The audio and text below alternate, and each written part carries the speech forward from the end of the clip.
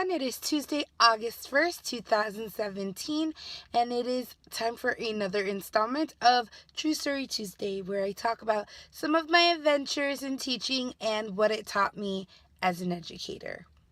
It is also a very special day because it is my last day working at the summer camp. Technically, the camp ends on Thursday, but tomorrow and Thursday I will be at a professional development for my upcoming school district, so I will not be at camp those days. So as I mentioned in one of my previous videos, I'm spending my summer working at an iSteam camp.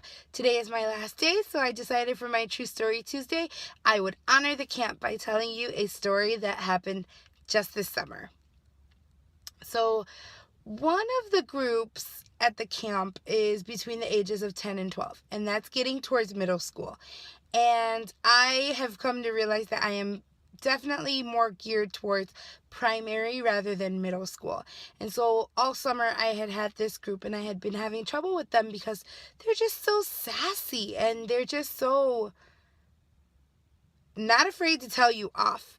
And so all summer I had been having trouble with this group because they were just so on their own. They did not want to be there. They made it very clear that it wasn't their intention to be there. They were not having fun. And so it made their engagement and their participation very difficult for me.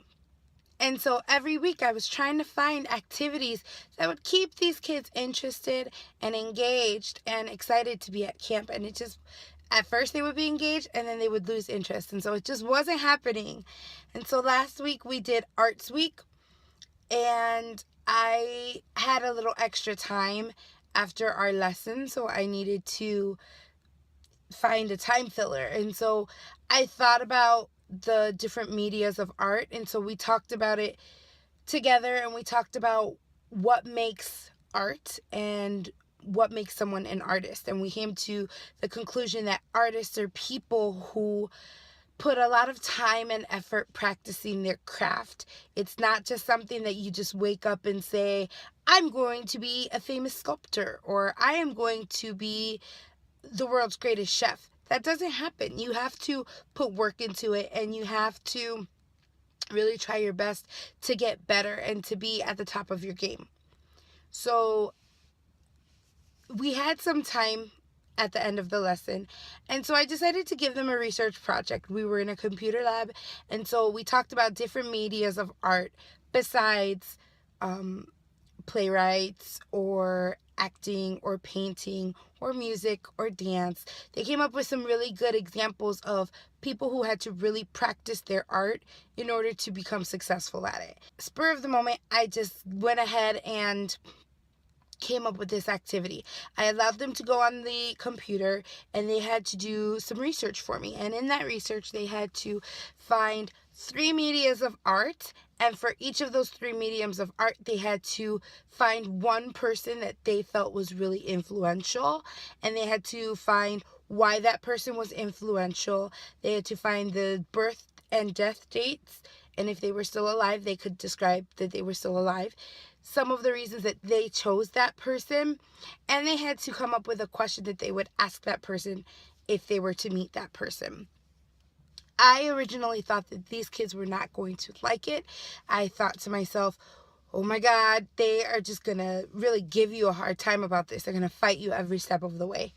Surprisingly, they did not. I was so excited that they were really engaged in the activity, and not only were they engaged, but they had a lot of fun with it because I made it about them, and I made it relevant to them. They got to pick artists that they felt were important. So I had people picking athletes, I had people picking chefs, shout out to Bobby Flay. I had people picking musicians. It was really great. And then we got to present afterwards, and I thought that this lesson or this time filler was going to be a complete disaster, but it ended up being one of the most successful things I did with them all summer. With that in mind, I think it's time for the moral of the story. The moral of the story is, do not sell your students short. Keep trying to find ways to engage them. Keep trying to find ways to reach them, and keep trying to find ways to make it relevant. Honestly, after this summer camp experience, working with this specific group, I felt like I didn't know if I was really good at keeping students engaged and motivated. And after this experience, it really made me see that not only is it important for them to be engaged, but it's important for me as an educator to sell this activity and to make it relevant to them and let them connect to it instead of trying to get them to come to my conclusion, allowing them to connect with it and make their own conclusions about life and the subject matter and how they feel about it. This led me to just have a little bit more patience with them and to allow them to really just express who they were.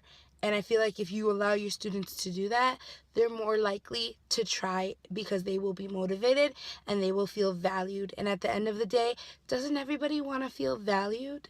Again, this was my True Story Tuesday.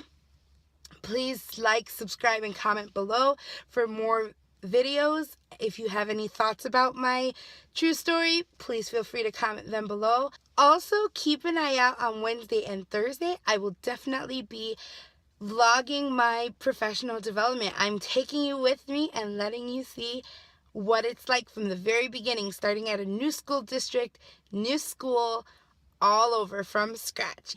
Have a wonderful day, and I will see you this week.